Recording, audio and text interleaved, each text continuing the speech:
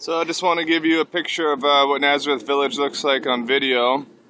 There is Hus Hus. He's the male donkey here. He's about 12 years old with one of the females and one of the colts. Just nibbling on some hay. We don't have any groups right now. In just a little bit we will. And we'll be taking them around the threshing floor. Over here to the left, you have the empty tomb. It is a tomb carved in the bedrock. Kind of like the garden tomb down in Jerusalem. Let's see if I can get a better view for you guys.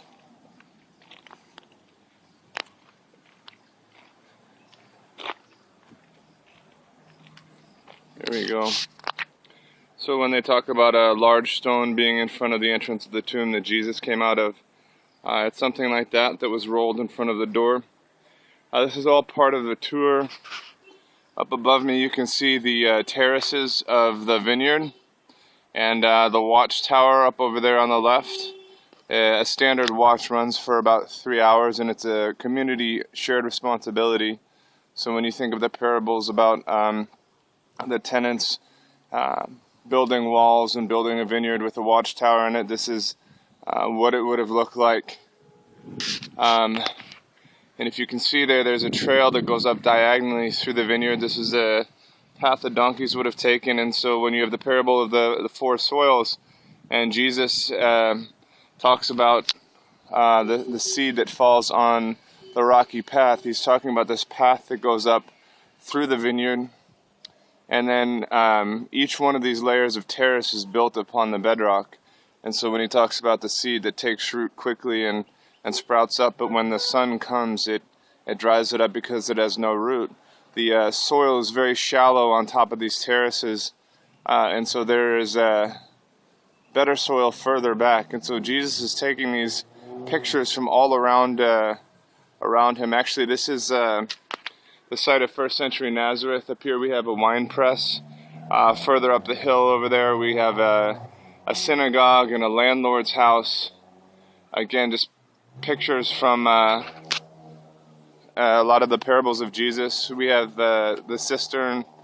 We have a place for ritual cleansing. We have a place for people to eat. We have a functioning wine press. Not a wine press, an olive press. And over here are my friends.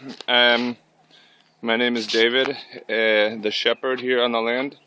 I get to work with these fine folks. You know, we have the sheep and the goats. The amazing thing is that you shepherd them together, and the goats are somewhat rebellious. They want to do things their own way. They're always looking for food, and they're always looking out for themselves. They headbutt the sheep and knock them out of the way so that they can feed themselves. And you see this talked about in Ezekiel 34, which is the backdrop for Jesus' imagery in John 10, where he says, "I'm the good shepherd." And the goats have a tendency to lead the sheep away from the shepherd. They forge a path, and the sheep follow the goats. The sheep, on the other hand, are very responsive to a good shepherd's voice.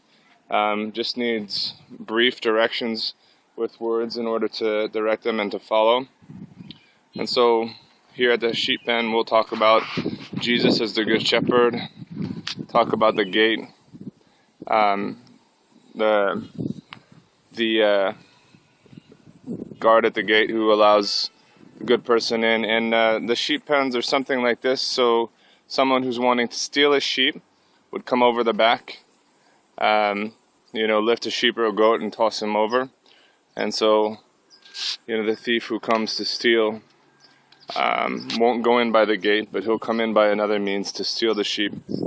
So this is a little snapshot of where I work a lot of the week. We have groups come through from the nations, and they hear the gospel presented to them in any number of ways.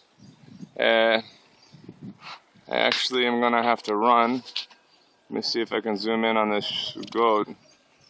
I'd have a goat that snuck away and is up there eating in the vineyard, which he's not supposed to do. It's a baby goat that can slip between the cracks. So, glad you could see where I work.